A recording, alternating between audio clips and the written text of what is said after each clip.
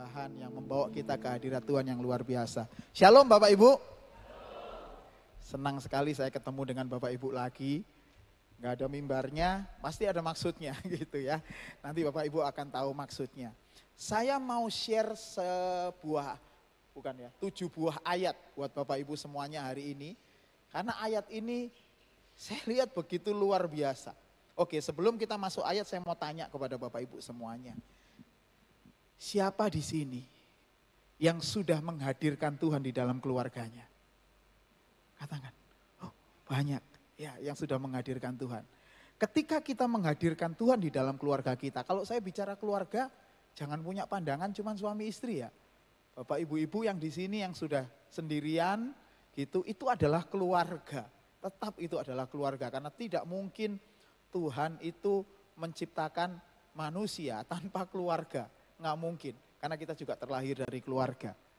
Nah, karena kita ini ada di sebuah entitas, sebuah organisasi yang namanya keluarga, itu organisasi kecil, tapi organisasi ini, institusi ini adalah institusi pertama yang diciptakan oleh Tuhan. Makanya berbahagialah Bapak Ibu yang masih ada keluarga, yang masih punya keluarga, gitu ya. Nah, tapi ada hal yang penting, kalau kita sudah menghadirkan Tuhan, terus gimana pastor? Saya sudah menghadirkan Tuhan nih, tapi keluarga saya konflik terus, saya sama istri saya sama suami saya nggak cocok. Gitu. Gimana pastor caranya? Nah, luar biasanya Bapak Ibu, firman Tuhan yang kita miliki itu bicara detail banget tentang keluarga, sangat detail banget. Cuma masalahnya, kita siap nggak diubah sesuai dengan firman Tuhan? Kita mau nggak diubah sesuai dengan firman Tuhan? Karena yang sering terjadi adalah orang hanya beragama Kristen, hanya ke gereja, bahkan hanya melayani, tapi ketika dia hidup di kehidupan yang biasa, hari Senin, Selasa, Rabu, Kamis, firman Tuhan sudah tidak lagi menjadi tuntunan dalam hidup mereka. Kayak wis lali ngono lho firman Tuhan wingi iku. Kira-kira seperti itu. Hari ini Pastor Fani, Pastor Joshua, saya ngomong firman Tuhan, ingat, masih turun, masih ingat. Begitu keluar dari gereja, lali besan. Apalagi ketika kita hidup bersama keluarga kita, ada masalah, tambah lupa lagi. Makanya hari ini saya ajak benar-benar Bapak Ibu melihat. Ada cara Tuhan yang berbeda ketika ngajari keluarga Kristen, nuntun keluarga Kristen dengan orang-orang yang tidak percaya Yesus. Kita akan melihat perbedaannya jelas banget Bapak Ibu. Nah, oleh karena itulah tinggal nanti Bapak Ibu memutuskan apakah saya mau ngikut cara Tuhan atau tidak. Karena ada konsekuensinya nanti. Oke, kita buka langsung begitu ya. 1 Petrus 3 ayat pertama sampai ayat yang ke-7. Nah, karena ayatnya banyak, maka kita baca bergantian. Bapak-bapak sama kayak saya membaca ayat yang ganjil. Ibu-ibu, mama-mama, mama-oma, baca ayat yang genap ya. Jadi tahu kan saya ini termasuk laki-laki atau perempuan, jelas kan? Jangan bingung ya. Ya jadi jangan dibaca semuanya. Bagian-bagian ini memang sengaja saya pisah-pisah supaya kita bisa membacanya dengan lebih bermakna gitu. Oke, 1 Petrus 3 ayat yang pertama itu dibaca oleh bapak-bapak. 2, 3. Demikian juga kamu, hai istri-istri, tunduklah kepada suamimu, supaya jika ada di antara mereka yang tidak taat kepada firman, mereka juga tanpa perkataan dimenangkan oleh kelakuan istrinya. Ayat yang kedua, 2, 3.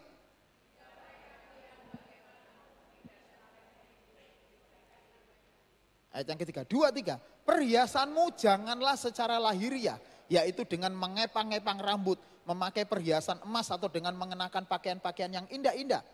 2, 3.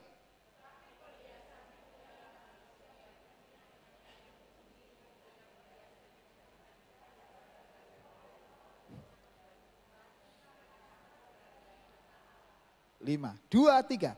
Sebab demikianlah caranya perempuan-perempuan kudus dahulu berdandan, yaitu perempuan-perempuan yang menaruh pengharapannya kepada Allah. Mereka tunduk kepada suaminya. 6, 2, 3.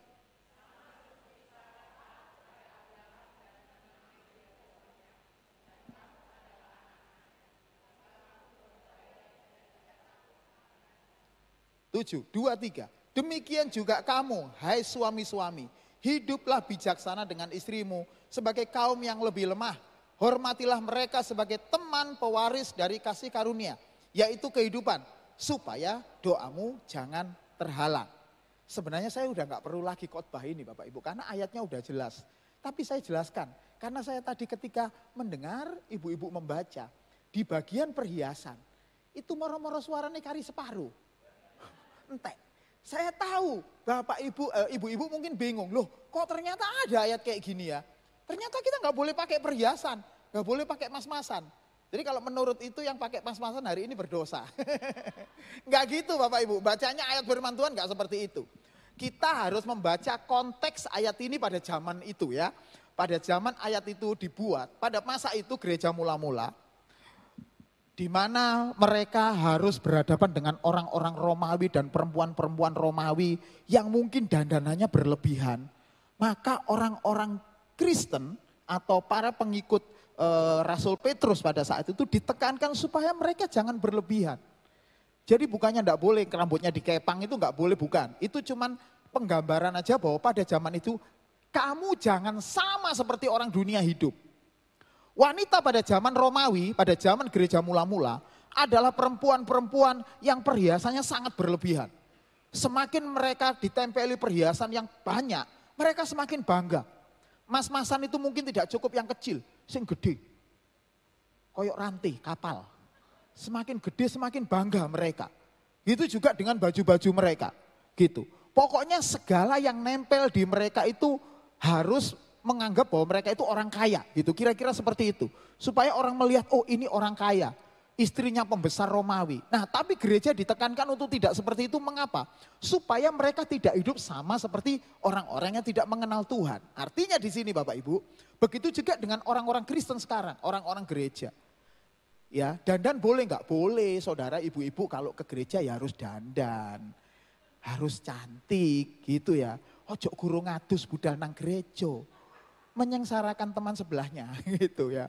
Boleh banget, boleh sekali gitu ya. Saya malah mengharapkan bapak ibu rapi datang ke gereja. Tetapi jangan berlebihan gitu. Bukan hanya jangan berlebihan, jangan itu dianggap sebagai sebuah hal yang harus saya dapat. Kalau nggak bisa saya dapat, terus nuntutnya ke siapa? Suami. Makanya ayat itu tadi menegaskan, perhiasanmu, kita buka ayat berapa tadi? Ayat yang keempat kalau nggak salah. Perhiasanmu, ayo. Ayat yang keempat. Tetapi perhiasanmu ialah apa Bapak Ibu? Manusia batiniah. Kekristenan itu perhiasannya tidak terletak di hal yang kita pakai. Memang itu membanggakan bagi sebagian orang. Memang itu menganggap dirinya bernilai dengan menggunakan hal-hal itu. Tapi saya mau kasih tahu kepada Bapak Ibu orang-orang yang percaya kepada Tuhan Yesus. Perhiasan kita itu bukan yang kayak gitu-gitu itu. Nanti satu saat itu akan kita tinggal nanti. Kita lepas. Makanya fokus hidup kita jangan ngejar itu. Oh mas-masan regoni lagi modun saiki pastor. Tuku sing akeh. Kan orang-orang gitu. Seperti itu. Enggak, bukan itu perhiasan kita. Perhiasan kita adalah manusia batinnya yang tersembunyi. Dengan perhiasan yang tidak binasa yang berasal dari roh yang lemah lembut dan tentram. Yang sangat berharga di mata Tuhan. Jadi Bapak Ibu, menjadi berharga di mata Tuhan itu bukan hanya karena kita itu diciptakan segambar dan serupa dengan Allah. Tetapi bagaimana cara kita memandang kepada kehidupan kita. Itu tidak boleh sama dengan dunia. Termasuk juga masalah ini. Bapak Ibu semuanya juga sama. Jangan memandang bahwa kekayaan, harta yang kita miliki itu adalah sesuatu yang harus kita kejar. Itu bukan perhiasan kita. Kalau saudara mengejar banyak hal yang ada di dunia ini, engkau sebenarnya sudah naruh hatimu di tempat itu. Di mana hartamu berada, di situ hatimu berada. Begitu. Maka orang percaya perhiasan batiniahnya, perhiasannya adalah perhiasan batiniah. Yang tersembunyi, gak kelihatan. Dan itu bisa sangat terlihat dari roh. Rohnya R-nya kecil ya. Artinya adalah spirit kita, gaya hidup kita yang lemah lembut dan tentram, menentramkan. dunia ini, sekarang ini, zaman ini memandang emansipasi itu sebagai hal yang penting. Maka perempuan-perempuan sekarang, ya orang-orang sekarang itu merasa bahwa dirinya juga perlu diperhatikan dengan sangat luar biasa. Boleh nggak? Boleh. Tapi kalau sampai apa yang dituntut oleh istri-istri itu adalah sesuatu yang ada di dunia ini, itu masalah bagi ayat ini. Oleh karena itu ibu-ibu dulu yang dikasih tahu ini. Ibu-ibu jangan sampai memandang perhiasan itu sebagai apa yang kita kenakan, apa yang bisa kita pakai, apa yang kita punya. Enggak. Berharga di mata Tuhan itu hidup kita. Amin. Amin. Ayat pertama sangat menarik sekali. Ayat pertama. 1 Petrus 3 ayat yang pertama. Demikian juga kamu, ini saya mau terangkan agak panjang ya. Hai istri-istri, tunduklah kepada suamimu. Ayat ini pasti sudah ribuan kali Bapak Ibu dengar. Dan pasti mungkin kita susah membayangkan gimana caranya kita tunduk ini. Kok bisa pastor, kalau tunduk itu kan kalah pastor. Kalau tunduk itu kan artinya kita itu benar-benar kalah terus. Ya nggak enak nanti aku diinjek-injek. Tapi ayat ini nggak kayak gitu bunyinya Pak Bu. Nggak berhenti sampai di situ. Tunduklah kepada suamimu supaya jika ada di antara mereka. Siapa di antara mereka? Suami-suami yang tidak taat kepada firman. Banyak suami-suami yang tidak taat kepada firman. Fisiknya saja ke gereja. Tapi ketika di rumah sudah mulai muncul duniawinya. Sudah mulai muncul aslinya kayak apa. Itu bapak-bapak Pak. Mohon maaf ini firman Tuhan yang ngomong. Gitu. Kita itu kadang-kadang bisa bermuka dua Pak. Bapak-bapak ya. Di gereja itu kita bisa jadi orang yang baik.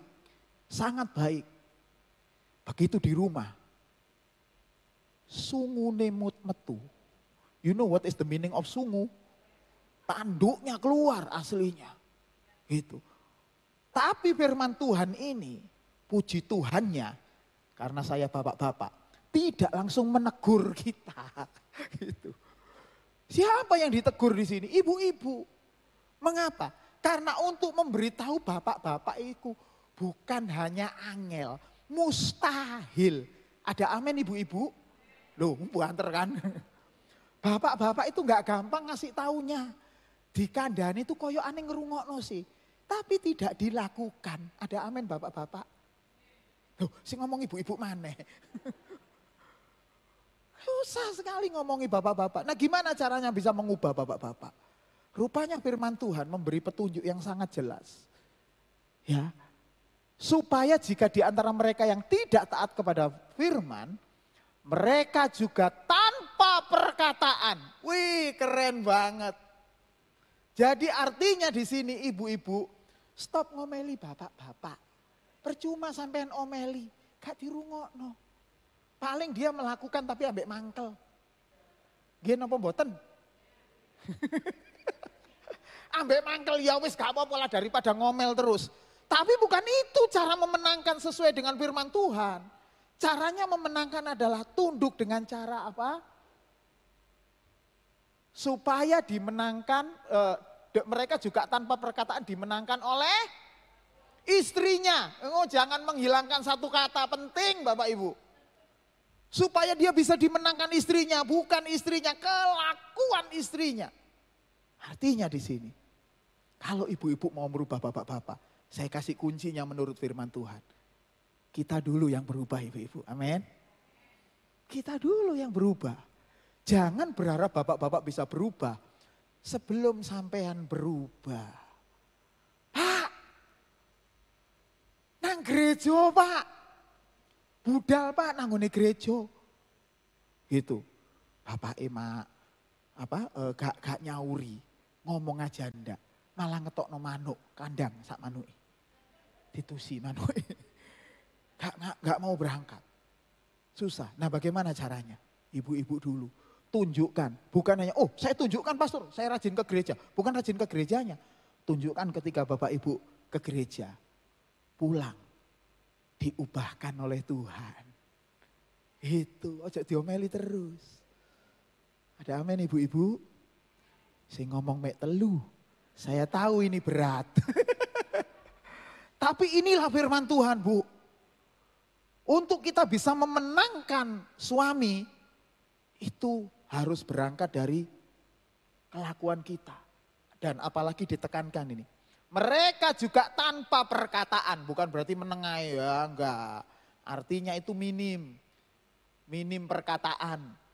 Artinya ojo ngomel sih. Moro-moro. Wis kandhani wingi ngene gereja gak budal ngene gereja syukur wong ketobrak sepeda motor saiki susah ngene iki aku ya melok susah. Iku mari ngono senjatanya mortirnya dikeluarkan semuanya disalahno bapak. Ya kita tidak akan bisa merubah mereka. Intinya itu kita bukan mau mereka ya dari orang tidak ke gereja jadi ke gereja bukan. Tapi kan karakter mereka diubah dulu bapak ibu ya. Sekali lagi ya perhiasan kita bukan yang kelihatan. Tapi perhiasan batiniah. Makanya perlunya ibu-ibu berubah dulu. Lanjut, saya lanjut aja lompat-lompat. Nanti Bapak Ibu bisa baca lagi di rumah. Ayat yang ke-7. Untuk bapak-bapak. Demikian juga kamu, hai suami-suami, hiduplah bijaksana dengan istrimu sebagai kaum yang lemah. Hormatilah mereka sebagai teman pewaris dari kasih karunia, yaitu kehidupan. Supaya doamu jangan terhalang. Ini keren Pak. Ini keren banget. Rupanya apapun yang kita doakan, kalau kita sepakat Tuhan pasti memberinya amin. Dan ayat ini konfirmasi dari ayat itu. Bapak-bapak, saya beritahu. Istri kita bagaimanapun bentuknya sekarang ini, dulu langsing pastor. Saiki langsung. Dulu rambutnya ireng api. Saiki rambutnya 3 warna pastor.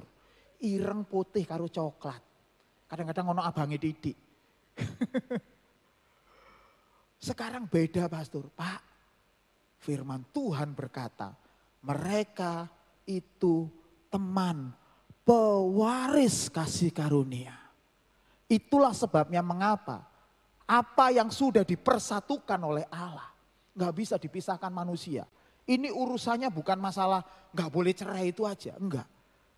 Masalahnya adalah kalau kita sudah tidak bersama-sama dengan istri atau suami kita lagi, apakah kita masih jadi pewaris kasih karunia Tuhan?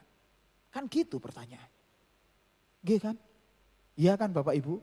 Kalau kita masih sama-sama suami dan istri, yang memang istri kita itu adalah orang yang didoakan di altar di sini, entah di mana di gerejanya terserah Bapak Ibu.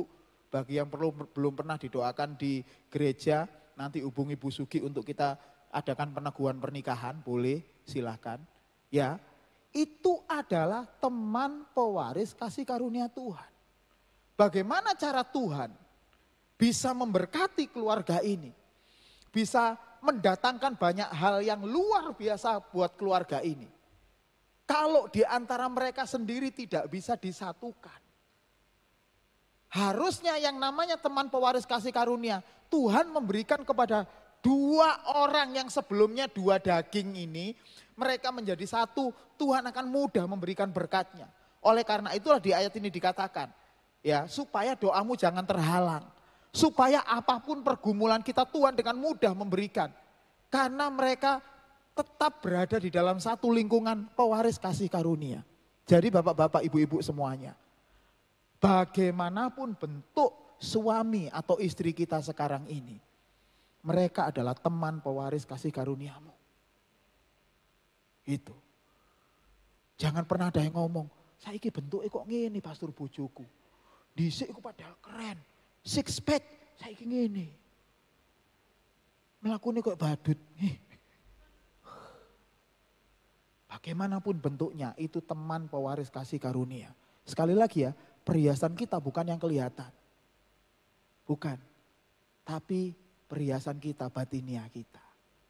Itu. Tapi bapak-bapak ada yang penting di sini buat bapak-bapak. Ya.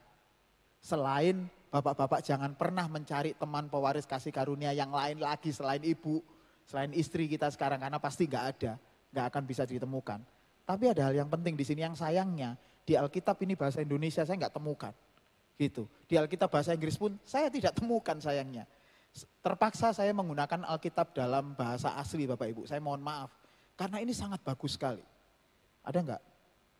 Bisa ditampilkan. Nah, ya, ini bukan bahasa roh, ini bukan gambar bukan gambar cacing atau apa. Saya mau tunjukkan ini, kata bijaksana tadi. Tadi kan ada kata bijaksana ya. Ternyata di dalam Alkitab itu digunakan kata ini. Homoios, sune kontes. Ini yang sayangnya tidak ada di terjemahan bahasa Indonesia maupun bahasa Inggris. Gitu. Apa itu homoios sune kontes? Kata sun, kalau ada kata sun di dalam Alkitab, itu artinya adalah sinergi. Sun itu dari kata SYN, sinergi. Jadi ada sebuah kerjasama. Gitu. Apa yang dikerjasamakan? Homois. Homo itu artinya sejenis, satu kata. Kerjasamanya satu. Jadi di sini ada sebuah kesepakatan. Ada sebuah kesehatian. Ada sebuah perkataan yang sama. Sepakat antara suami dan istri. Keren kan? Ayo balik lagi ke ayat yang ke bahasa Indonesia tadi. Nah, ayat yang ke-7 dikatakan, demikian juga kamu hai suami-suami hiduplah bijaksana, kan tulisannya kayak gitu. Nah ternyata bijaksana itu seperti apa? Bijaksana itu bukan sok bijak, aku paling benar ya bijaksana yang seperti ini. Bukan, boten. Ternyata bijaksana itu adalah sebuah kesepakatan antara suami dan istri. Oleh karena itulah, ibu-ibu ajaklah bapak-bapak ini ngomong untuk ngambil keputusan apapun di dalam hidupmu. Walaupun bapak-bapak atau suami kita itu orangnya mungkin pendiam. Bapak-bapak itu kan kebanyakan pendiam. Pak, mangan yo. Mangan ini yo, mie yo. Ya, Indomie yo. Penyetan yo. Ya, itu. Kenapa bapak-bapak seperti itu? Karena wis pengalaman. Oh gak gelem, malah diomeli. Ya wis mending gitu aja. Harus belajar sepakat ditanya. Ibu-ibu juga kayak gitu. Bapak-bapak juga kayak gitu. Walaupun istri kita mungkin orangnya yang no idea. Tahu ya, ada kan istri yang no idea, menengai. Saudara enggak boleh menyepelekan dia. Itu teman pewaris kasih karuniamu. Ajak ngomong. Sepakat. Gitu. Itulah hidup bijaksana menurut firman Tuhan.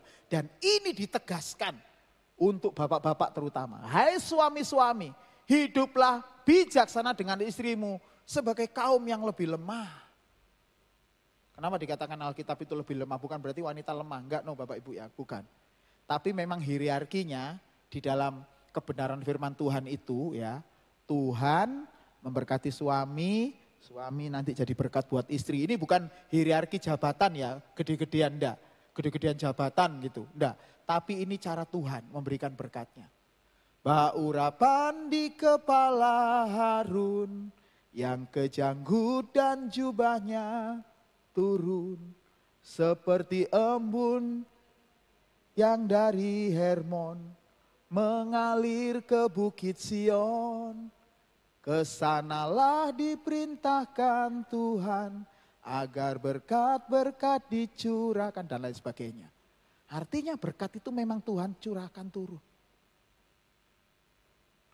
Dari suami, istri, anak-anak. Itu cara Tuhan memberkati.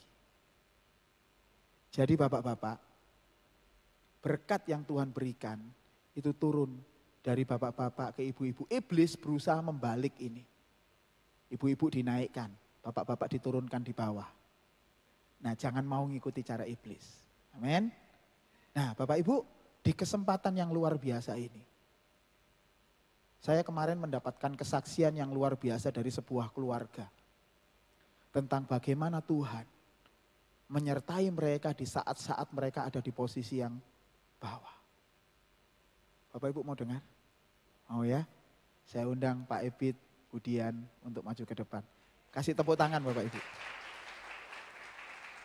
Silakan duduk Pak Ebit Budian. Saya mengucap syukur mendapatkan kesaksian dari keluarga Bapak secara luar biasa. Tapi ada satu pertanyaan yang mungkin jemaat perlu dengar Pak. Apakah di dalam kehidupan selama ini berkeluarga Pak Ebit sama Budian pernah ngalami di saat-saat yang paling titik paling rendah sekali? Kalau pernah bisa diceritakan sedikit kira-kira apa Pak? Monggo. Ya, shalom Bapak Ibu semuanya. Terima kasih untuk kesempatan yang diberikan kepada kami di mana kami menyaksikan cinta kasih Tuhan dalam kehidupan kami. Kalau dibilang titik terendah, kami pernah mengalami. Di mana dulu sebelum saya menikah pun, saya ada suatu problem, ada suatu masalah. Dan masalah itu bagi saya adalah masalah yang besar. Di mana masalah itu adalah masalah yang bersangkutan dengan menghancurkan masa depan saya dan kehidupan saya terhadap seseorang. Dan itu menjadi suatu sakit hati dalam diri saya. Nah, selang waktu berjalan, saya menikah, sampai beberapa tahun kemudian. Tapi sebelumnya, pada waktu saya masih disakiti orang itu, pada waktu saya datang ke gereja itu saya dikuatkan dengan setiap firman-firman Tuhan yang disampaikan. Firman Tuhan itu mengatakan bahwa kasihlah musuhmu seperti dirimu sendiri dan pembalasan itu adalah haknya Tuhan. Nah, itu yang saya pegang dalam kehidupan saya. Bukan hanya satu gereja yang bilang seperti itu. Saya beribadah ke gereja yang lainnya dan firman Tuhan itu juga mengenai diri saya.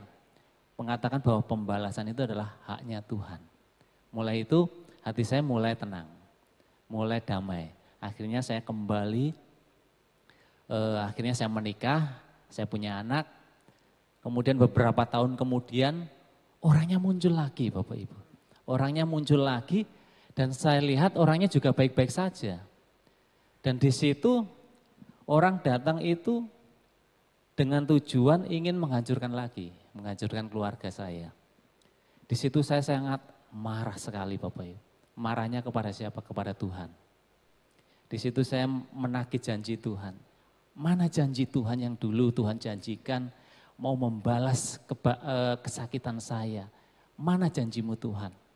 Akhirnya saya sakit hati dengan Tuhan itu dengan luar biasa Bapak Ibu ya. Sampai-sampai saya memutuskan Tuhan, saya katakan sama Tuhan, Tuhan saat ini saya enggak mau Tuhan-Tuhanan. Mulai saat ini saya mau meninggalkan Tuhan. Sampai segitunya Bapak Ibu ya. Padahal sebelum kejadian itu terjadi, saya itu begitu berapi-apinya, begitu menggebu-gebunya di dalam saya melayani Tuhan. Saya katakan setiap pada waktu pelayanan di gereja, ada di sebelah rumah itu kan ada gereja. Di situ saya melayani, saya berbicara tentang persoalan-persoalan, tetapi pada waktu saya mengalami persoalan itu, saya enggak kuat Bapak Ibu. Saya enggak kuat. Ternyata Tuhan itu tahu titik terendah di dalam kehidupan saya Bapak Ibu. Kemudian dalam hati saya mengatakan seperti, walah Bit, kamu itu gak jadi belangkoni. Bisa khotbah tapi enggak bisa ngelakoni. Hal seperti itu aja kamu sudah kalah. Memang Bapak Ibu, itu membuat saya enggak bisa bangkit. Kemudian hal itu juga berpengaruh terhadap keluarga saya. Istri saya ngomong apa saja saya enggak hiraukan. Seperti hal yang disampaikan Pastor hari tadi. Istri ngomong banyak-banyaknya, suami kadang enggak ngereken Bapak Ibu ya. Itu yang terjadi dalam kehidupan saya. Istri, anak, mertua, ngomong apa saja saya enggak peduli. Saya mau berjalan dengan kekuatan saya sendiri. Singkat cerita, saya bersyukur juga punya keluarga yang luar biasa. Di mana istri saya selalu menguatkan saya. Meskipun kadang saya enggak ngereken, enggak peduli. Tetapi dari situ saya melihat bahwa istri saya adalah istri yang luar biasa. Tetapi satu hal yang tidak pernah saya tinggalkan. Semua yang berkaitan dengan Tuhan saya tinggalkan. Tetapi satu hal yang tidak bisa saya tinggalkan Bapak Ibu. Yaitu apa? Doa makan Bapak Ibu. Pada waktu doa makan itu saya langsung doa. Tetapi di tengah-tengah doa saya langsung berhenti. Kenapa saya doa? Kak, saya ini kan sakit hati sama Tuhan. Kemudian doa itu saya berhentikan. Langsung saya makan. Kemudian mau makan lagi, saya doa lagi Bapak. Itu tidak bisa saya tinggalkan. Nah, itu yang membuat saya bahwa mengerti bahwa kalau saya sakit hati sama Tuhan, Tuhan pun tidak pernah sakit hati sama saya. Meskipun saya merasa dalam lembah kekelaman, tetapi saya merasa Tuhan itu tidak pernah meninggalkan saya. Bapak dikasih Tuhan, apa yang menjadi kebiasaan-kebiasaan kehidupan kita, mari kita lakukan dalam kehidupan kita. Saya bersyukur Bapak Ibu ya, tanpa campur tangan Tuhan, melalui istri saya, melalui orang-orang terdekat saya pasti jatuh di dalam lembah. Nah puji Tuhan, pelan-pelan Tuhan mengubahkan saya, menyembuhkan saya. Satu kali pada waktu saya benar-benar kembali kepada Tuhan, pada waktu saya datang di gereja, di tempat ini, gereja itu belum dibangun Bapak ya, masih gereja lama. Saya melihat teman-teman itu semuanya pada pelayanan di atas mimbar dengan sukacita, dengan luar biasa. Di situ hati saya mulai tersentuh kembali. Di situ hati saya mulai mau kembali lagi kepada Tuhan. Saat itu saya mau katakan, Tuhan saat ini saya minta ampun sama Tuhan. Dan saya mau kembali kepada Tuhan. Tetapi sebelumnya saya juga sampaikan, mau sharing sama, kalau Bapak Ibu tahu Pak Brahmo ya.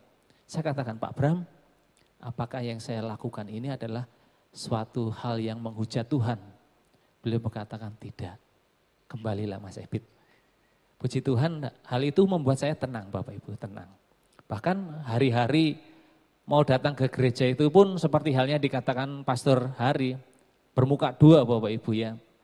Datang ke gereja aja sebagai rutinitas, enggak dapat apa-apa. Biar dipikir saya tetap datang ke gereja lah gitu. Tetapi dalam hati saya benar-benar meninggalkan Tuhan, saya berjalan dengan kekuatan saya sendiri. Nah puji nama Tuhan, saya percaya saya bisa kembali saat ini di hadapan Tuhan itu semua oleh karena campur tangan Tuhan yang luar biasa. Seberapa berat masalah yang kita hadapi, Tuhan itu tidak pernah meninggalkan kita. Tuhan itu tetap sayang kepada kita. Puji Tuhan. Boleh berikan kemuliaan buat Tuhan kita yang luar biasa. Ya Bapak Ibu, ini di luar skenario ya. Saya tanya sama Bu Dian. Bu, pada saat Bapak berada pada posisi yang seperti itu tadi, perasaan apa yang ada di tempat di Ibu? Perasaannya campur ya Pastor ya. Ya sedih, ya kasihan. Tapi Pak Ebit itu sering mengatakan saya itu katanya ratek. Apa itu? Raja tega gitu. Oh Raja Tega.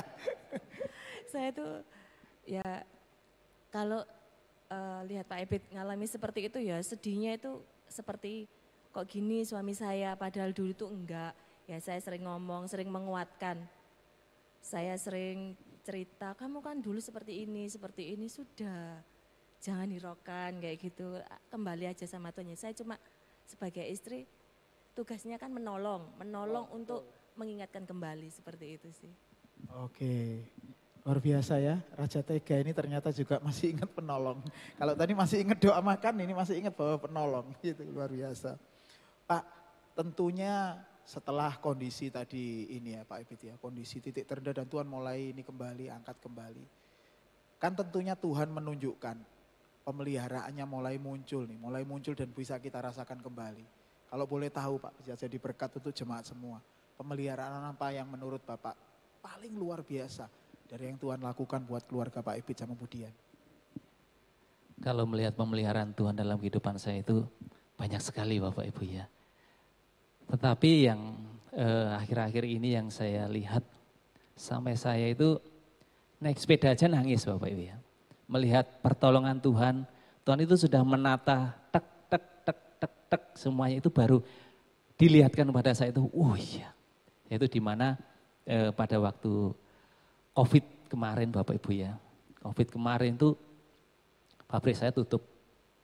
Pabrik saya tutup dan semua karyawan di PHK. Termasuk saya juga Bapak Ibu ya. Nah, pada waktu pabrik sudah mau tutup itu, belum tutup, hampir mau tutup. Saya ada suatu tawaran Bapak Ibu, tawaran suatu pekerjaan yang saat ini saya sudah jalani. Dan puji Tuhan, Sebelum perusahaan saya tutup itu, saya sudah diterima di pekerjaan yang baru. Anehnya, biasanya suatu pekerjaan kan tidak menerima orang yang masih terikat dengan pekerjaan yang lain. Itu saya sampaikan kepada pimpinan perusahaan bahwa saya masih terikat dengan perusahaan ini. Beliau mengatakan tidak apa-apa, kamu masuk sore aja. Setelah pulang bekerja, kamu datang ke sini tidak apa-apa. Itu hal yang luar biasa dalam kehidupan saya. Akhirnya saya jalani hingga sampai perusahaan saya tutup, saya langsung katakan kepada pimpinan perusahaan, saya sudah bisa masuk kerja, masuk pagi di tempat ini karena perusahaan sudah tutup. Dan beliau sudah katakan, enggak apa-apa, langsung kerja saja. Puji Tuhan. Dan itu saya lakukan begitu luar biasanya, pertolongan Tuhan, campur tangan Tuhan dalam pekerjaan itu saya itu luar biasanya. Dan ternyata di balik semuanya itu ada suatu rencana Tuhan. Yaitu apa? Anak saya Bapak Ibu. Anak saya itu ingin sekolah keluar kota Bapak Ibu ya. Keluar kota yang bagi kami itu biayanya juga sangat besar Bapak Ibu ya. Mungkin kalau saya masih bekerja di suatu pekerjaan yang lama tadi, tidak mengalami proses PHK-nya tadi, mungkin kami tidak sanggup untuk menyekolahkan anak saya di tempat itu. Karena ya itu kami merasa besar Bapak Ibu. Dalam hati saya gini, kamu kok milih sekolah kok sing kayak gitu, nah anak kok larang gitu ya. Tetapi dalam hal itu saya hanya percaya sama Tuhan, melihat pertolongan Tuhan. Tuhan itu sudah menyediakan segala sesuatunya Bapak Ibu ya. Seperti halnya yang sudah dikatakan warisan dari Pastor Sam. Saat kita doa itu saya katakan pertemukan dengan orang-orang yang tepat di saat yang tepat. Dan juga seperti warisan dari Pastor Daud pun mengatakan konekkan dengan sumber-sumber yang diperlukan.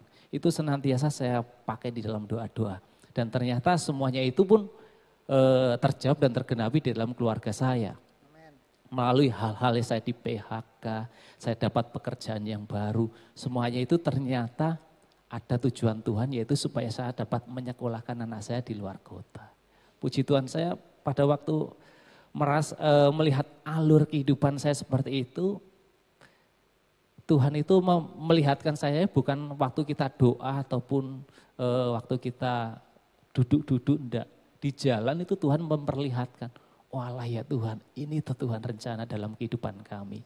Dan di situ, waduh, sudah dalam perjalanan itu saya sudah meneteskan air mata. Sungguh luar biasa pertolongan Tuhan dalam kehidupan keluarga saya. Puji Tuhan. Wow, boleh kasih kemuliaan buat Tuhan lagi? Wow. Pak, sebenarnya saya pengen banyak dengar cerita tentang hal ini. Kami semuanya pengen dengar, tapi mohon maaf waktu tidak memungkinkan untuk kita ngobrol lebih jauh. Tapi kalau Bapak Ibu nanti mau sharing-sharing boleh. Tapi kira-kira Pak, kalau boleh nih, Bu dulu ya, Bu Dian aja dulu. Pesan apa yang bisa disampaikan kepada jemaat mengenai pengalaman dari keluarganya Ibu? Imani setiap janji-janji Tuhan dan perkatakan perkataan yang positif. Itu yang saya alami saat ini Pastor. Saya imani janji Tuhan dan saya perkatakan hal-hal yang positif, itu aja. Wow, imani janji-janji Tuhan dan perkataan yang positif untuk kita semuanya. Amin. Yang kedua Pak Evit, kira-kira pesan apa Pak? Kalau yang mau saya sampaikan kepada ibu-ibu semuanya, kita hidup di dunia ini adalah suatu kesempatan ya. Suatu kesempatan dan kesempatan itu harus kita manfaatkan dengan benar-benar. Jadi di dalam kehidupan kita, lakukan kebiasaan-kebiasaan yang baik untuk Tuhan. Sehingga pada waktu kita mengalami masalah yang luar biasa, suatu kebiasaan-kebiasaan baik itu akan secara otomatis akan kita lakukan. Gitu. Lakukan kebiasaan-kebiasaan yang baik seperti yang kita lakukan kepada Tuhan sekarang karena waktu kita terbatas. Gitu ya Pak ya. Terima kasih Pak Ebit, Bu Dian, Bapak Ibu bisa berikan aplaus buat mereka. Terima kasih banyak menjadi berkat buat kami semuanya. Tuhan Yesus memberkati Pak. Kalau satu-satu Bapak Ibu suruh maju ke depan pasti akan merasakan bahwa pertolongan Tuhan kita itu luar biasa. Gitu, amin. Saya percaya di sini ada keluarga-keluarga hebat yang bisa cerita banyak hal. Artinya begini Bapak Ibu. Gereja kita ini benar-benar menekankan supaya kita mengandalkan Tuhan di dalam segala sesuatu. Di luaran sana keluarga-keluarga yang kelihatannya hebat, punya mobil, punya rumah yang besar dan lain-lain. Itu belum tentu mereka memiliki Tuhan Yesus Kristus dalam hidup mereka. Artinya pemeliharaan Tuhan ya tidak pernah mereka rasakan. Dan yang kedua, Bapak Ibu, ketika kita berada pada posisi yang paling bawah sekalipun, Tuhan gak lepaskan genggaman tangannya dari kita. Saya masih ingat sebuah cerita unik gitu. Saya pernah jadi WL di sini nyanyi sebuah lagu. Ya, intinya itu gini, lagu saya itu gini. Ya Allahku, jangan pernah kau tinggalkan aku, gitu ya. Pokoknya jangan pernah lepaskan gandenganmu sama aku. Saya didatangi Pastor Fani. Pastor Fani bilang gini, Kak Hari, Tuhan gak pernah ngelepasin genggaman tangannya sama Kak Hari. Gitu. Itu pewahyuan yang luar biasa. Artinya saya mau bilang buat Bapak Ibu semuanya, Tuhan gak pernah lepasin gandengan tangannya buat kita semuanya. Tuhan pasti akan membawa keluarga Bapak Ibu itu menjadi berkat, bukan hanya untuk keluarga kita, juga buat keluarga yang lain. Asal hadirkan Tuhan di dalam kehidupan keluarga kita. Amin, saya undang pemain musik untuk maju ke depan.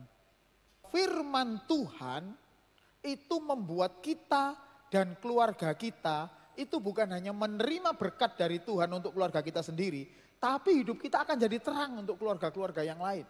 Akan menjadi berkat buat keluarga-keluarga yang lain. Bapak Ibu bisa bayangkan, kalau kehidupan kita saja sudah bisa menjadi berkat buat orang-orang yang lain. Betapa dahsyatnya Tuhan itu memelihara kita. Itu. Karena untuk melalui sebuah perjalanan rumah tangga, itu tidak mudah, Pak. Orang-orang yang tidak percaya Yesus, ketika mereka menjalani kehidupan rumah tangga mereka, maka yang muncul dalam kehidupan rumah tangga mereka pasti seperti ini, pasti ngomong, apa untungnya buat saya? Apa enaknya buat saya nanti kalau kita berkeluarga, apa enaknya? Apa yang menguntungkan buat saya gitu. Tapi bagi keluarga-keluarga yang mengasihi Tuhan, yang menghadirkan Tuhan, maka mereka akan berusaha supaya kehidupan mereka itu berkenan di hati Tuhan. Ini beda. Ini jelas-jelas platformnya itu sudah berbeda. Oleh karena itulah, kalau Bapak Ibu setia dengan Tuhan saja, maka yang terjadi di keluarga kita itu semakin lama, nanti saudara bisa belajar tentang Tuhan dari keluarga kita.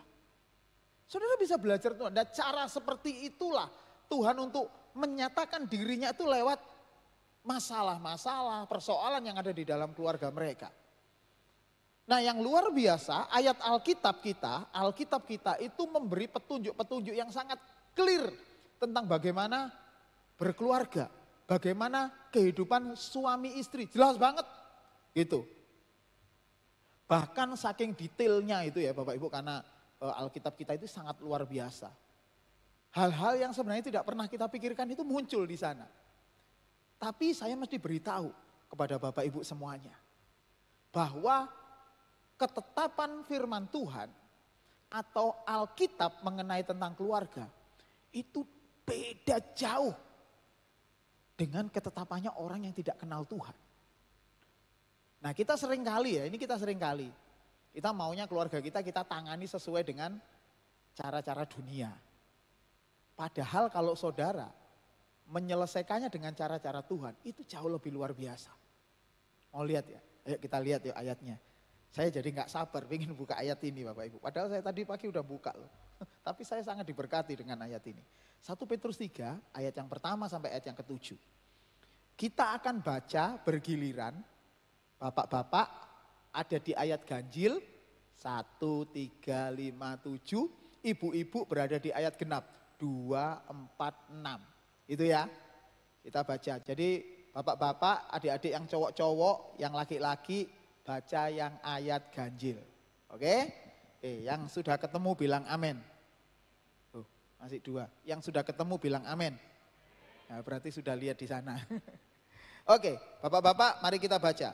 1, 2, 3. Demikian juga kamu, hai istri-istri, tunduklah kepada suamimu, supaya jika ada di antara mereka yang tidak taat kepada firman, mereka juga tanpa perkataan dimenangkan oleh kelakuan istrinya. 2, 3.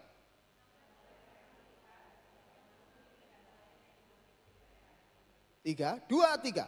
Perhiasanmu janganlah secara lahiriah, yaitu dengan mengepang-ngepang Memakai perhiasan emas atau dengan mengenakan pakaian-pakaian yang indah. Ayat yang keempat, 2, 3.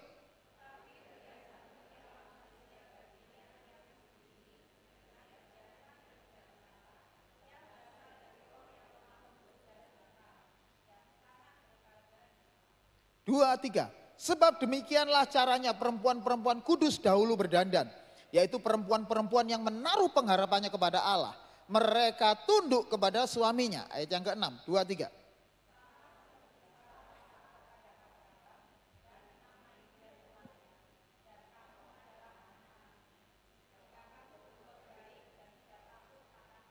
Ayat yang ke-7, 2, 3. Demikian juga kamu, hai suami-suami, hiduplah bijaksana dengan istrimu sebagai kaum yang lebih lemah.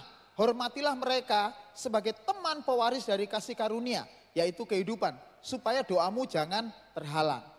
Luar biasa jemaat siang ini Bapak Ibu.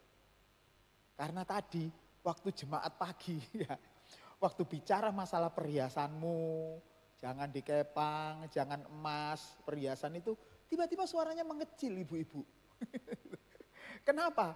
Karena selama ini ya perhiasan ya itulah yang kita lihat ya, perhiasan ya secara fisik. Perhiasan yang kita pakai, baju yang kita pakai, sepatu yang dikenakan, tas yang dibawa, itu perhiasannya ibu-ibu, wajar. Tapi di ayat ini kok gitu pastor? Kok kita nggak boleh pakai perhiasan? Kok kita nggak boleh ngepang rambut? Nah jangan melihat ayat secara literal gitu ya Bapak Ibu. Melihat ayat Alkitab kita harus melihat konteks zaman pada saat itu. Perlu saya beritahu bahwa pada masa itu adalah zaman Romawi. Zaman Romawi itu di mana kehidupannya orang-orang Roma, di mana kehidupan orang-orang penguasa-penguasa Roma pada saat itu sangat kaya raya. Artinya istrinya juga seperti itu. Cuma mereka perhiasannya berlebihan gitu. Mungkin emasnya kalau sekarang ini sudah bukan kalung lagi, tapi rantai. Gitu. Dibawa sampai bungkuk gitu. Karena mereka memperlihatkan apa yang mereka punya, semakin banyak perhiasan emas yang mereka pakai, maka mereka dianggap sebagai orang yang kaya, berhasil, makmur, begitu itu. Zaman itu. Nah, orang Kristen bukannya nggak boleh pakai perhiasan, boleh saja. Orang Kristen bukannya tidak boleh berdandan, boleh. Bapak Ibu ke gereja ini harus sudah dandan, ibu-ibu ya, bukan bapak ya, sorry. Bapak-bapak berdandan gimana sih? Ibu-ibu ya, kalau datang ke gereja ya dandan dikit lah paling enggak ya, dikit banyak boleh, tapi jangan berlebihan, itu ya. Jangan sampai ke gereja durung adus. Budal nangone gereja, wis telat.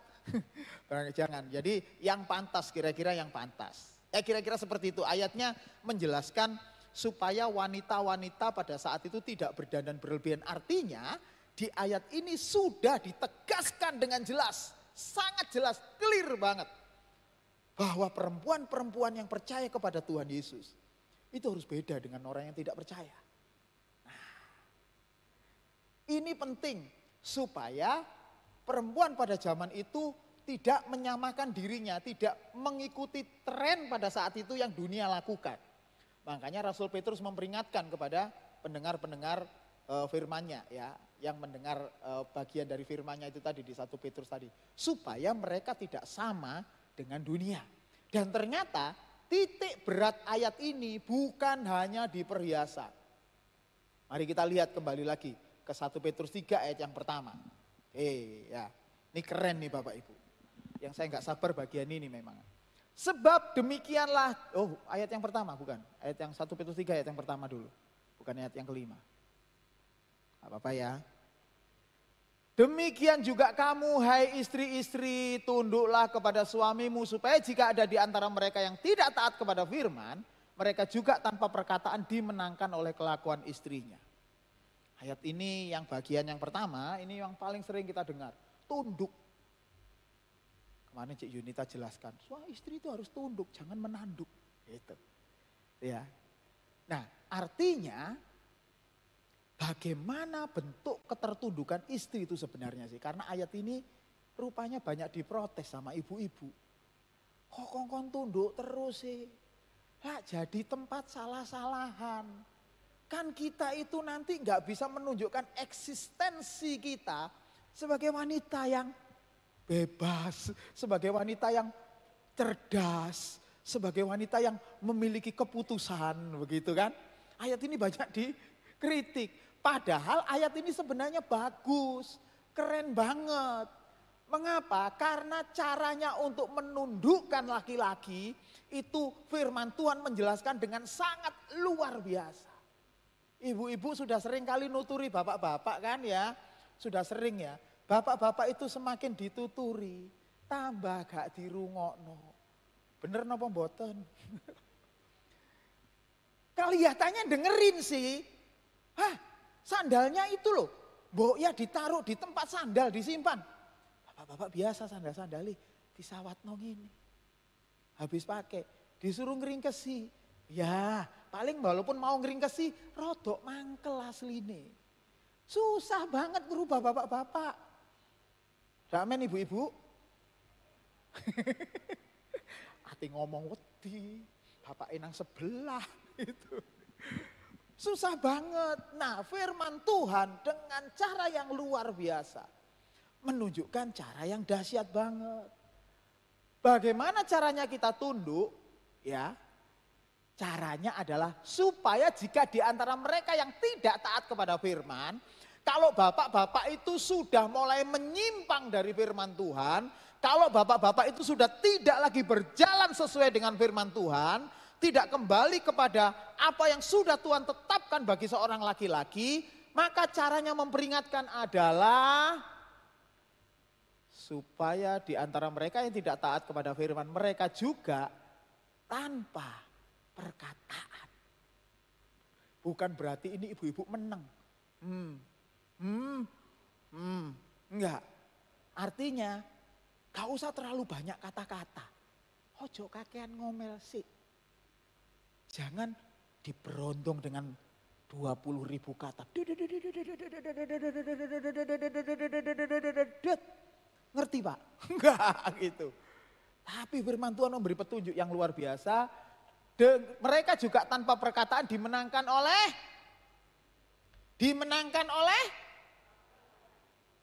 kelakuan istrinya. Bukan dimenangkan oleh istrinya. Perhatikan baik-baik ya, ibu-ibu semuanya ya. Ayat ini tidak menegaskan supaya ketika kita diperlakukan gak adil oleh bapak-bapak kita cuman diem. No. Tetapi ada kelakuan yang berbeda. Kalau ada orang yang meminta kamu berjalan 1 mil, berjalanlah bersama-sama dengan dia 2 mil. Gitu kata firman Tuhan. Kalau ada orang yang meminta baju, berikan juga jubahmu. Nah di firman Tuhan ini ngajar supaya ibu-ibu semuanya, mohon maaf ya. Karena ini ayatnya untuk ibu-ibu. Jadi saya tegaskan lagi. Rubah suamimu dengan kelakuanmu. Rubah suamimu dengan perubahan karakter kita. Gitu. Doa itu pasti ya, pastilah. Tapi untuk merubah suami, ubah diri kita dulu. Jadi firman Tuhan hari ini bagi yang belum berkeluarga atau sudah tidak berkeluarga lagi, firman Tuhan ini juga untuk Bapak, Ibu dan adik-adik semua. Kalau kita ingin merubah orang lain, jangan minta orang lain berubah dulu, jangan berharap orang lain berubah dulu. Saudara mesti merubah diri kita dulu. Diri kita sendiri dulu berubah, maka orang lain bisa berubah. Itu kata firman Tuhan. Itu. Pak, ayo ke gereja Pak. Ayo kita datang ibadah Pak. Bapak bukan malah ke gereja. Bapak ngetokno kurungan manuk. Didekek ngone ngarep didusi manuki. Tidak berangkat ke gereja dulu. Lu tambah stres pastor, dikongkon ngone gereja ngono iku. Ya udah saya berangkat ke gereja sendiri, ini bukan masalah kita sudah ke gereja, sudah melayani. Tetapi apakah kita ketika melayani ke gereja dan ketika kita pulang balik ke rumah kita. Hidup ibu-ibu jadi berkat buat bapak-bapak. Ada kelakuan yang berubah. Itu kata firman Tuhan. Ayat ini luar biasa Bapak Ibu. Jadi ketertundukannya perempuan itu jadi masuk akal ketika kita tahu bahwa ada kelakuan dari ibu-ibu yang berubah. Ya, langsung lompat saya ke ayat yang keempat. Ayat yang keempat. Tetapi perhiasanmu ialah manusia batiniah yang tersembunyi dengan perhiasan yang tidak binasa. Yang berasal dari roh yang lemah lembut dan tentram yang sangat berharga di mata Allah. Perhatikan baik-baik Bapak Ibu. Ayat Alkitab di dalam perjanjian baru. Itu mereka tidak ada satupun yang isinya itu memerintahkan atau mengesankan bahwa kita harus mengejar harta. Nggak ada. Maka di ayat ini pun sama. Bunyinya, warnanya juga sama. Ditegaskan kepada ibu-ibu semua. Perhiasan yang Tuhan inginkan adalah manusia batiniah kita. Sebanyak apapun perhiasan yang kita pakai, sebanyak apapun harta yang bisa kita kumpulkan, tidak ada gunanya kalau manusia batiniah kita tidak dibaharui. Ibu-ibu ya, nggak ada gunanya. Oleh karena itu, mengejar apapun yang ada di dunia ini harus bersifat terbatas. Karena apa? Satu saat kan harus kita tinggal, harus kita lepas. Maka Alkitab menegaskan, kejarlah supaya kamu bisa memperoleh manusia batiniah. Ciri orang manusia batiniah itu yang tidak binasa itu berasal dari roh yang lemah lembut. Kata roh ini dipakai huruf R kecil itu ya. Bapak Ibu bisa lihat, cek di Alkitabnya. Artinya itu bukan Roh Kudus. Itu spirit di dalam diri kita. Spirit kita itu harus menampakkan semakin lama. Semakin belajar untuk lemah lembut. Ibu. Itu. Bapak-bapak itu biasanya ya, ini biasanya teman-teman saya, ini di sini nggak ada Bapak Ibu ya. Teman-teman saya itu dulu waktu waktu menikah itu laki-lakinya kayak keren-kereno. Wah, badannya gede. Gitu. Begitu menikah sama istrinya wedi. Itu. Takut, jadi sampai ada katanya ikatan suami takut istri. Itu. Karena istrinya begitu perkasa. Bukannya enggak boleh. Tapi mengertilah, belajarlah bahwa kita harus memiliki roh yang lemah lembut. Itu. Roh yang lemah lembut, tentram, dan sangat berharga di mata Allah. Bukan perhiasan yang kita pakai. Tapi perhiasan manusia batiniah kita. Itu berharga di mata Tuhan. Dan ayat untuk bapak-bapak adalah ayat yang ke-7. Dan saya paling suka ayat ini. Demikian juga kamu, hai suami-suami. Hiduplah bijaksana dengan istrimu. Sebagai kaum yang lebih lemah, hormatilah mereka sebagai teman pewaris dari kasih karunia. Yaitu kehidupan. Supaya doamu jangan terhalang. Bapak Ibu, saya mau kasih tahu khusus kepada bapak-bapak sekarang. Bagaimanapun sekarang model istri kita. Dulu langsing, kata Cik Yunita. Sekarang apa Cik? Langsung. Dulu itu aduh, kalau jalan pastor, semua mata menengok dia. Sekarang kalau istri jalan, semua tempat horeg. Kelemon maksudnya gitu itu. Bagaimanapun keadaan istri kita, saya mau kasih tahu buat bapak-bapak semuanya. Mereka itu adalah teman, pewaris, kasih karunia Allah. Artinya Tuhan bisa memberkati. Tuhan pasti akan memerintahkan berkat.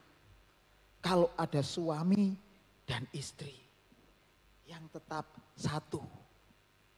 Itulah sebabnya mengapa tidak boleh ada perceraian di kekristenan. Ini bukan masalah boleh atau tidak sama firman Tuhan. Tetapi masalahnya bagaimana caranya Tuhan mencurahkan berkat jika suami dan istri berpisah. Itu masalahnya. Baurapan di kepala Harun, yang kejanggut dan jubahnya turun, seperti embun di bukit Hermon, mengalir ke bukit Sion. Kesanalah diperintahkan Tuhan, agar berkat-berkat dicurahkan, kehidupan untuk selamanya. Oh betapa indahnya. Bagaimana berkat-berkat dicurahkan? Oh betapa indahnya dan betapa eloknya apa Bapak Ibu? Bila saudara seiman, hidup dalam kesatuan. Itu bukan hanya berbicara masalah kita dengan saudara seiman yang lain, tapi antara suami, istri. Ya, jadi bagi bapak-bapak yang sedang berpikir untuk mau menceraikan istrinya, saya mau kasih tahu sebagai hamba Tuhan, jangan pernah lakukan hal itu.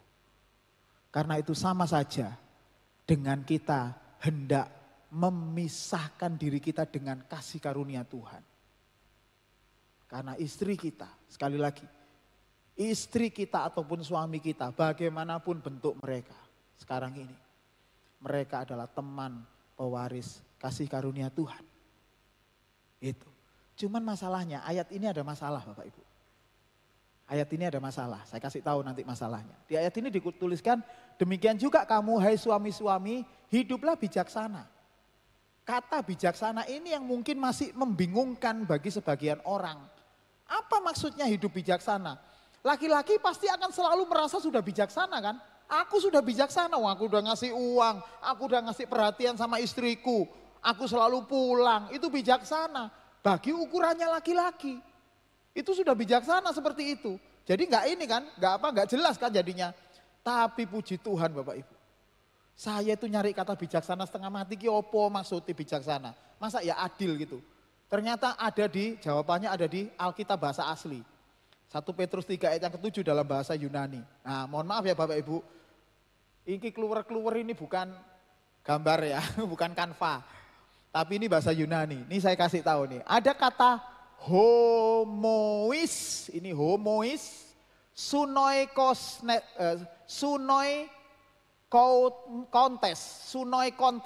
homois sunoi kontes, ini perhatikan kata ini. Sayangnya kata ini di dalam bahasa Indonesia tidak diterjemahkan. Begitu juga dengan di bahasa King James Version, sayangnya kata ini nggak diterjemahkan. Padahal kata ini penting. Ini loh yang disebut bijaksana menurut Alkitab, teks Alkitab asli kita yang berbahasa Yunani.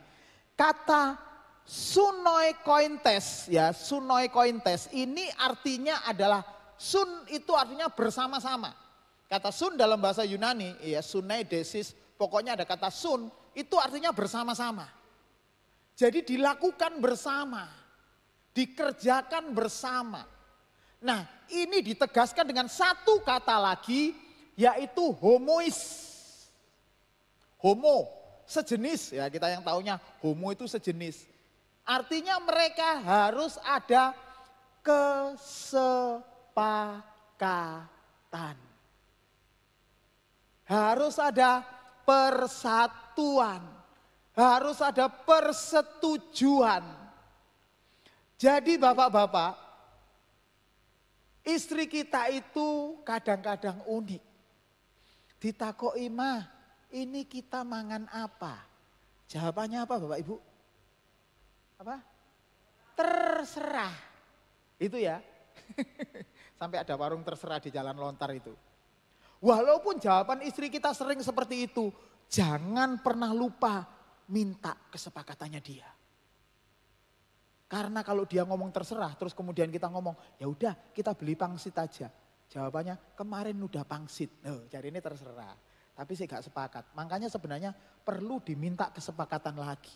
Nah, ini masalah makanan ya, tapi ini menyangkut banyak hal. Itu. Ajaklah ngomong istrimu. Jangan pernah melakukan segala sesuatu tanpa istrimu tahu. Jangan pernah melakukan keputusan tanpa istrimu tahu. Ibu-ibu juga sama. Jangan pernah melakukan keputusan tanpa suami kita tahu.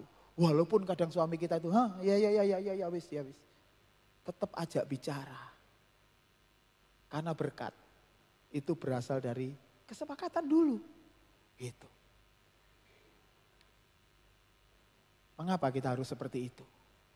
Karena istri dan suami kita itu adalah teman pewaris kasih karunia Tuhan. Ajak dia untuk terus sepakat belajar sepakat. Homois sunoi kointes. Hidup bijaksana itu ternyata seperti itu, bapak-bapak. Belajar ya, tanya sama ibu, jangan ngambil keputusan apapun dengan diri sendiri. Oke, supaya apa? Supaya jangan terulang, balik lagi yang bahasa Indonesia. Ayat yang ke-7. Supaya doamu jangan terhalang. Masih ingat kata firman Tuhan? Jika dua orang di dunia ini mereka sepakat meminta apapun, maka apapun yang mereka minta Tuhan kasih. Benar? Suami istri yang takut akan Tuhan dan dia sepakat. Itu dahsyat Bapak Ibu masalahnya. Itu. Makanya jangan pernah tinggalkan istri kita, bagaimanapun bentuknya. Jangan pernah tinggalkan suami kita, walaupun sekarang bentuknya sudah bukan six pack lagi, tapi one pack. Jangan pernah tinggalkan. Ajak mereka terus belajar sepakat. Nah,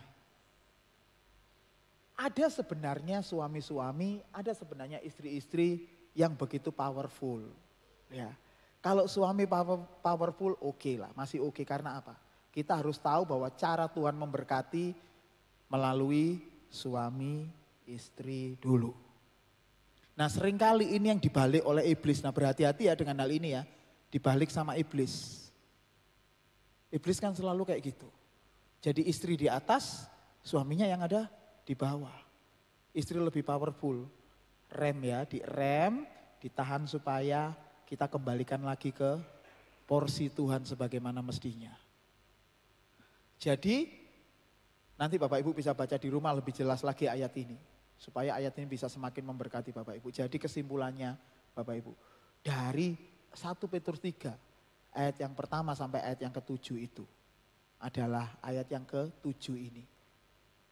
Bahwa kita dengan pasangan kita adalah teman pewaris kasih karunia. Yaitu kehidupan. Kehidupan ini bukan bicara kehidupan di sini saja. Tetapi kehidupan yang paling penting ini bicara kehidupan Zoe. Kehidupan kita setelah kematian. Itu. Jadi artinya Bapak Ibu, mulai dari sekarang untuk belajar mengasihi istri dan suami kita yang sudah diberkati Tuhan. Bagi yang belum dilakukan pemberkatan di gereja, boleh nanti menghubungi Mbak Sugi untuk dilakukan peneguhan pernikahan. Tapi bagi yang sudah dilakukan pernikahan, diberkati di rumah Tuhan. Bagaimanapun bentuk mereka sekarang, mereka adalah teman pewaris kasih karunia Tuhan. Amin. Bapak Ibu, saya kemarin malam bicara dengan dua keluarga yang luar biasa. Sampai malam kita ngobrol. Sampai aku gak iso turu. Gara-gara disajikan kopi ini enak. Tak umbi sampai gak iso turu. Dua keluarga ini memiliki kesaksian yang luar biasa mengenai masalah rumah tangga mereka. Dan saya percaya ini akan jadi berkat buat Bapak Ibu semuanya. Mau mendengar Bapak Ibu? Mau ya? Kita dengar kesaksian keluarga mereka yang sangat luar biasa. Saya panggil keluarga Pak Yosafat dan keluarga Pak Yomes untuk bisa maju ke depan. Silakan Pak Yomes. Boleh kasih aplaus buat mereka berdua. Keluarga-keluarga ini saya terkejut banget, kesaksiannya dahsyat banget loh Pak Bu. Wow, ternyata ngalami seperti itu. Mungkin kalau saya jadi mereka juga gak kuat juga ya. Tapi mereka ini luar biasa. Thank you. Ya, gak apa-apa Pak Jupiter, saya berdiri juga gak apa-apa. Oh ada kursinya lagi. Oke. Terima kasih.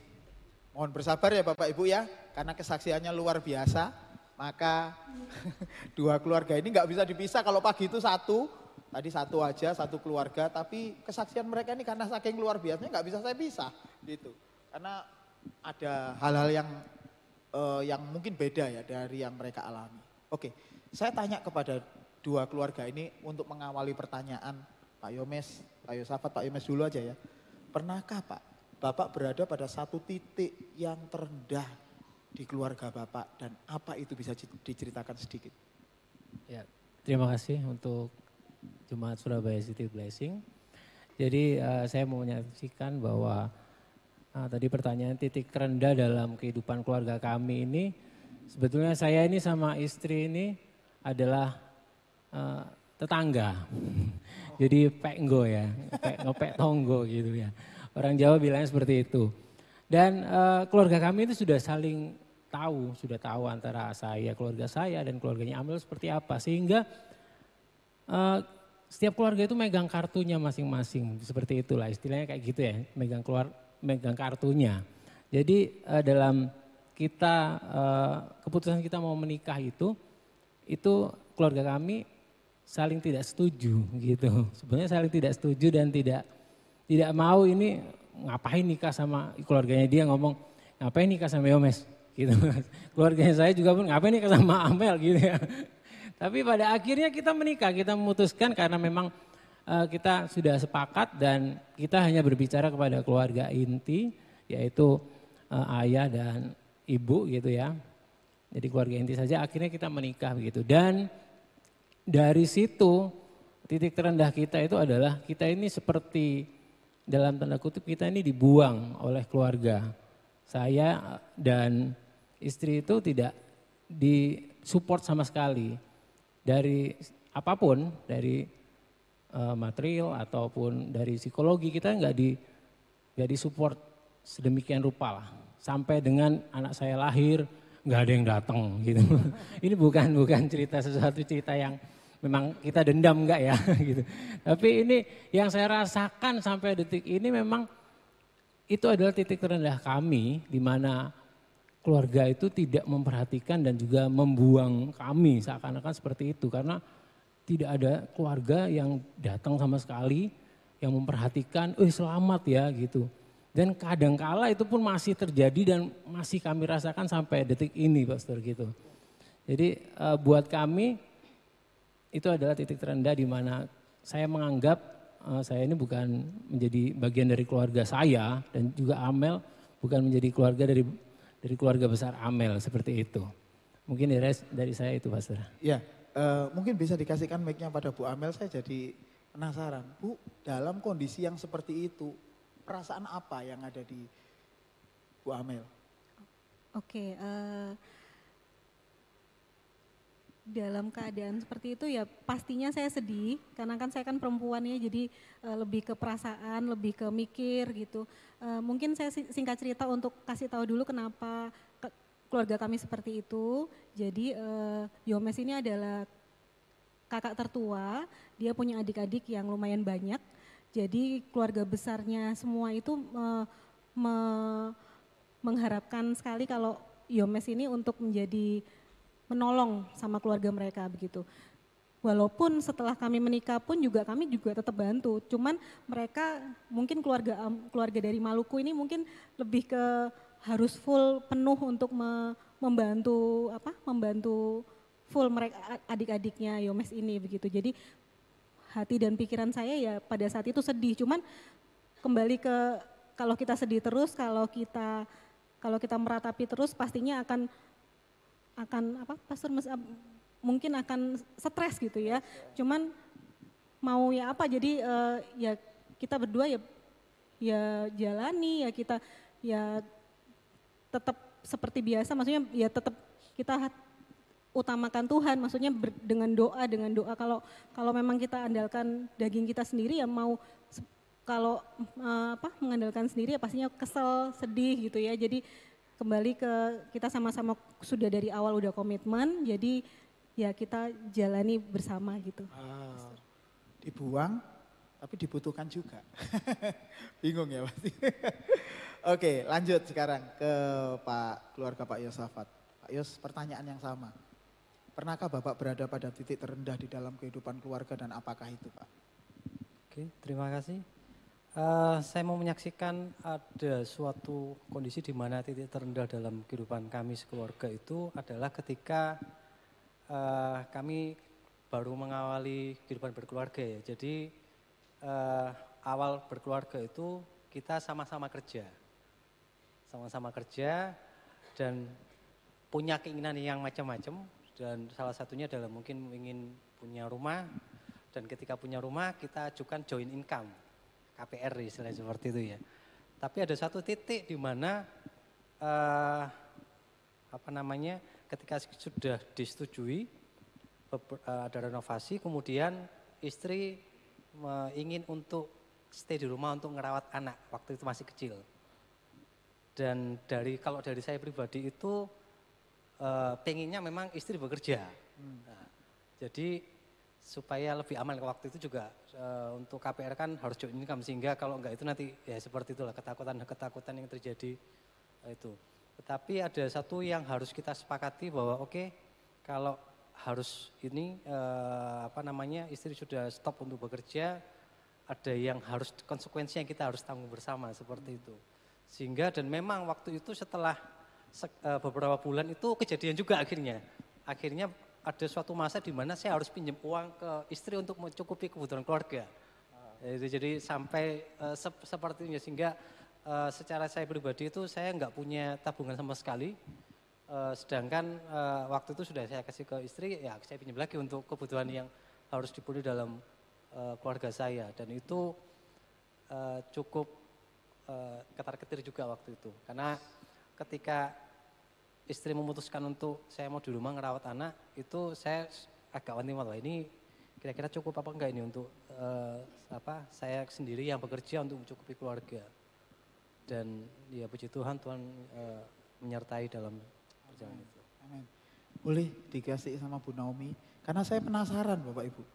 Penasarannya itu gini, ini kan mereka lagi berjuang, mereka lagi awal-awal punya rumah tangga, lah kok tiba-tiba memutuskan untuk berhenti bekerja dan merawat keluarga itu tadi, apa hal terbesar yang Bu Naomi miliki sehingga keputusan itu akhirnya akan membatalkan cita-cita kalian berdua akhirnya?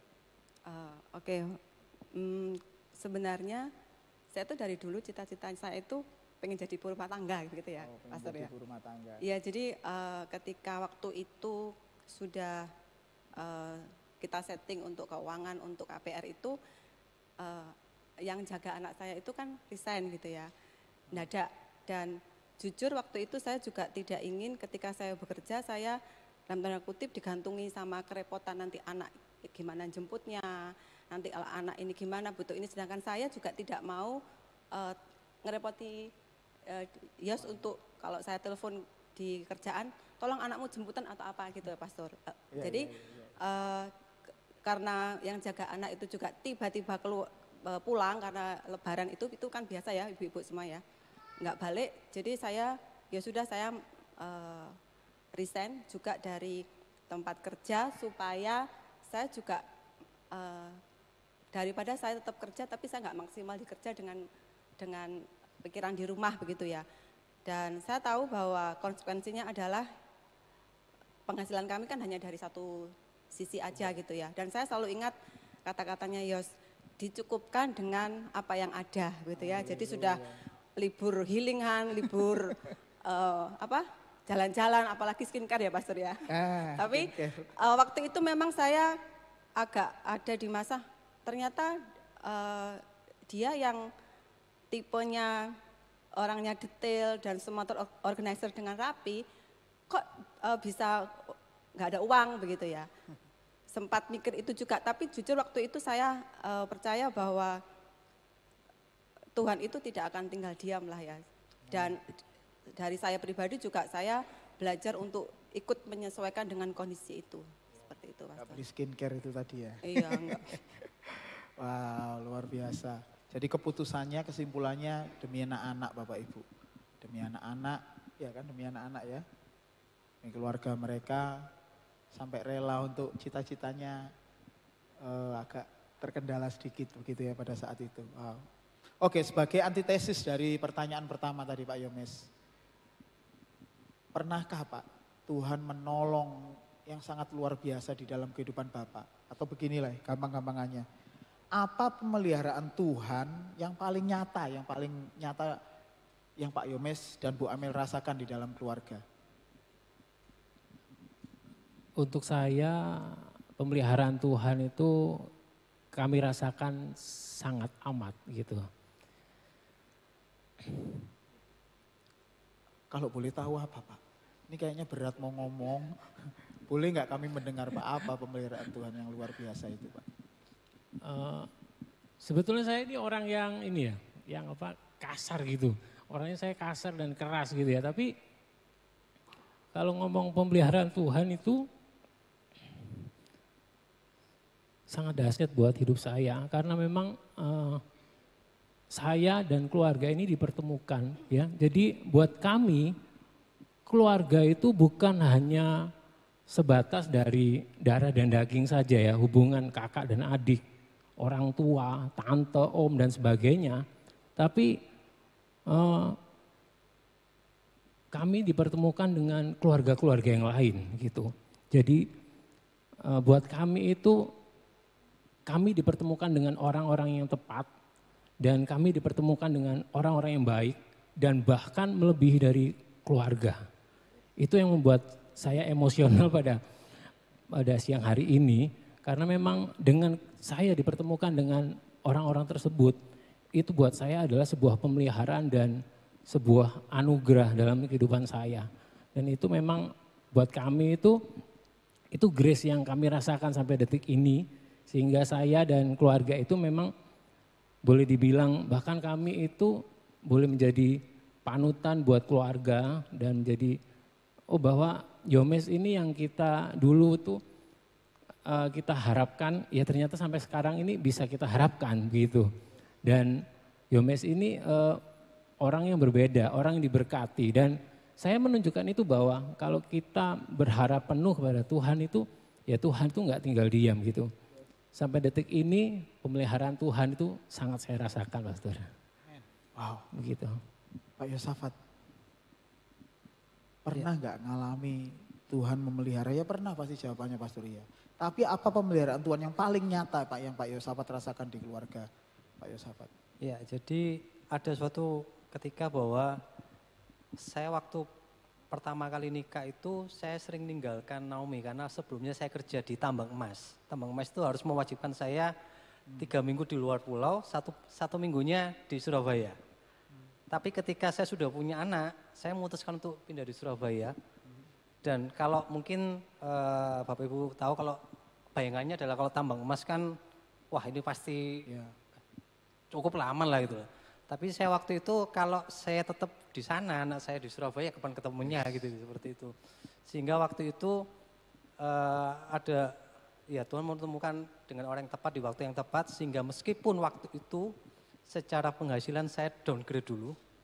Saya harus mengalami itu, saya percaya bahwa itu proses yang Tuhan harus saya lalui untuk saya lalui. Bahkan yang sampai tadi yang sampai saya single income, ya saya percaya itu sampai sekarang pun Tuhan sudah bisa menyertai meskipun awalnya itu saya agak ragu juga ini kalau ini itu ya, secara manusia pasti ada hitung-hitungan lah, apalagi sebagai kepala keluarga. Kalau saya di sini terus gimana itu untuk income seperti itu. Tapi kembali lagi bahwa Tuhan sudah mengatur sesuatunya untuk kita bertemu dengan orang yang tepat, di waktu yang tepat, dengan di tempat yang tepat. Sehingga penyertaan Tuhan itu sampai hari ini saya rasakan, kami rasakan. Gitu. Ya Pak, ada satu bagian yang saya masih perlu tanyakan lanjutannya. Bisa diberikan kepada Bu Naomi? Bu, tadi ada keputusan yang luar biasa dari Pak Yosafat untuk meninggalkan pekerjaan yang lama dan datang di pekerjaan yang baru. Dan startnya mulai dari yang paling bawah. Perasaan Ibu pada saat itu gimana? Itu kan posisinya seperti ini gini ya, mohon maaf ya. Seperti posisi udah jatuh tertimpa tangga pula gitu kan. Gimana Bu pada saat Oke. Sebenarnya kalau saya juga sebagai ibu-ibu wanita gitu ya, itu mikir gitu ya. Tetapi saya menghargai ketika dia tidak lagi bekerja di situ, kemudian stay di Surabaya dengan pertimbangan anak dan keluarga. Dan kami juga inginnya ketika kami sudah menikah juga tidak pisah gitu ya Pastor. Jadi saya ya itu tadi kembali dengan dicukupkan dengan apa yang ada dan kita bersyukur. Tapi saya percaya bahwa Tuhan itu tidak tinggal diam gitu ya. Bahkan sampai sekarang, bahkan hari ini Tuhan itu bisa memberikan berlipat-lipat kali ganda itu karena kebaikan Tuhan. Boleh berikan kemuliaan buat Tuhan dulu Bapak Ibu. Wow. Mumpung mic-nya ada di Bu Naomi.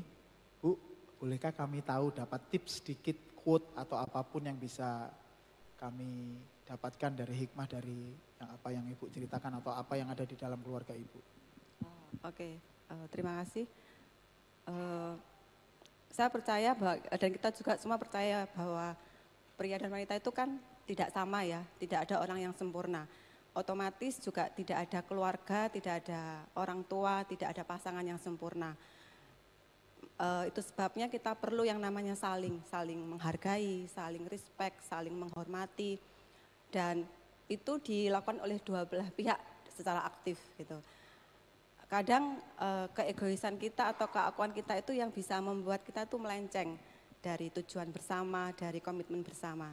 Itu sebabnya kita perlu Tuhan sebagai landasan dalam kita berkeluarga, dalam apapun, dengan pasangan kita gitu ya.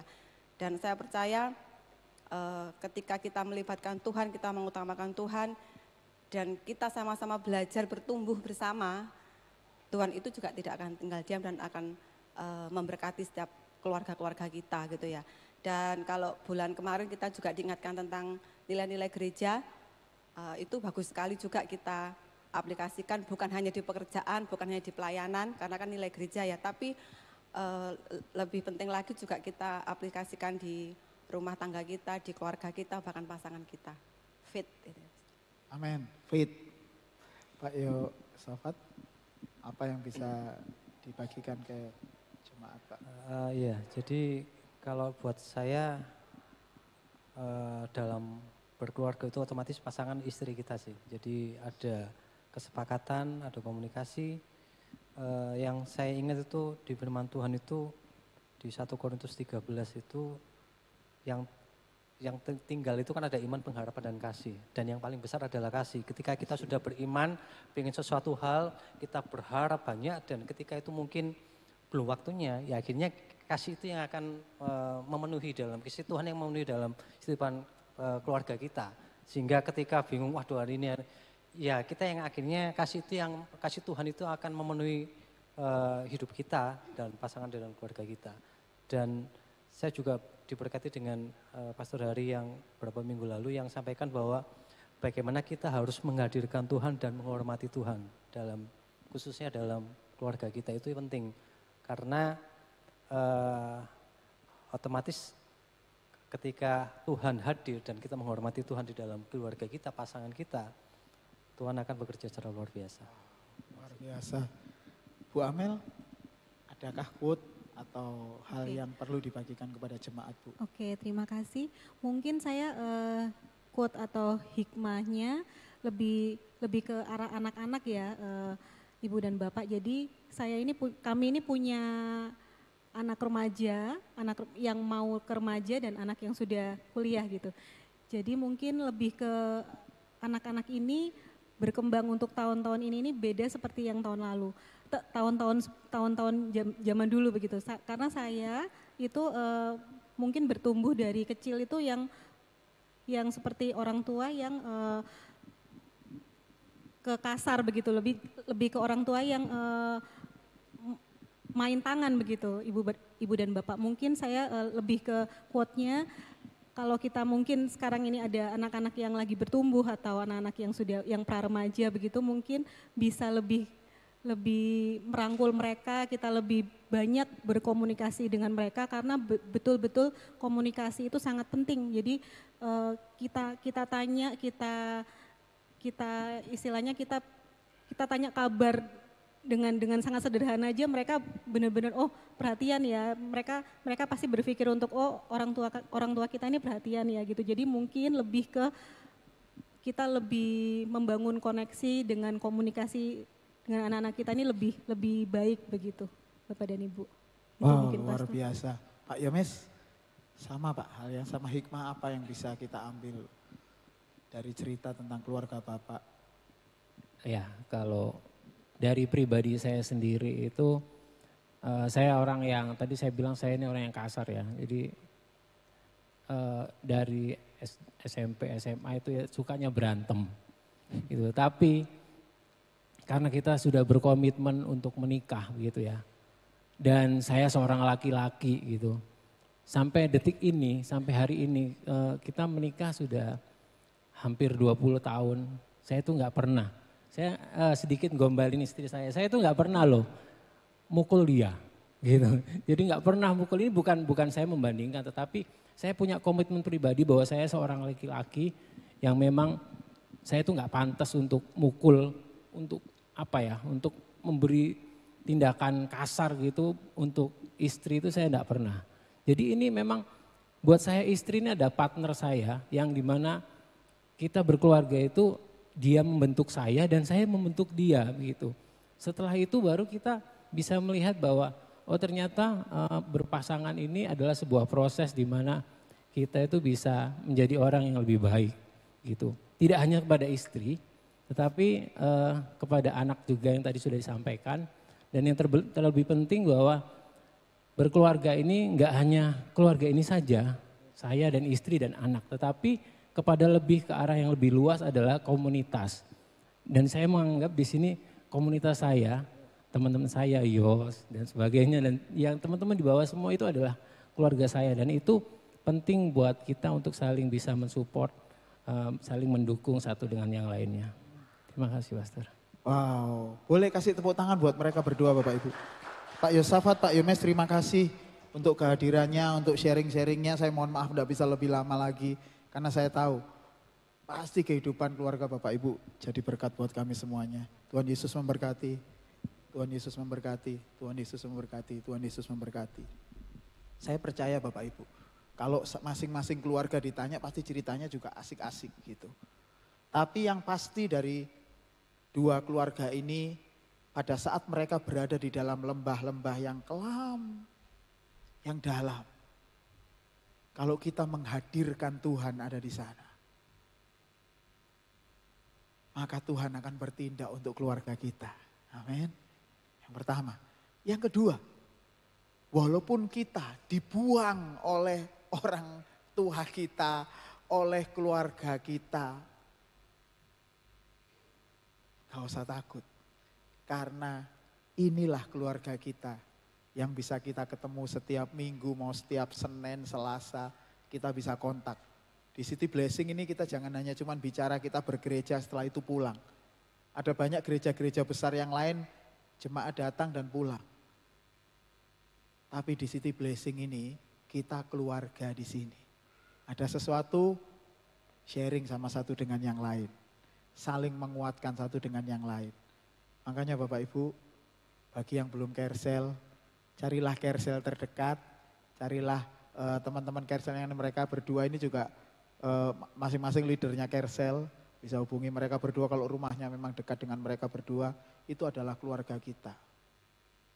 Jadi dari kesaksian Pak Yomes sama Bu Amel dan kesaksiannya Pak Yosafat sama Bu Naomi, jangan pernah tinggalkan Tuhan Yesus di keluarga kita. Jangan pernah tinggalkan Tuhan di dalam keluarga kita. Ketika kita meletakkan Yesus kepada tempat yang semestinya, maka seharusnya suami, istri, dan anak-anak mereka belajar sepakat dengan firman Tuhan. Saya undang pemain musik untuk maju ke depan.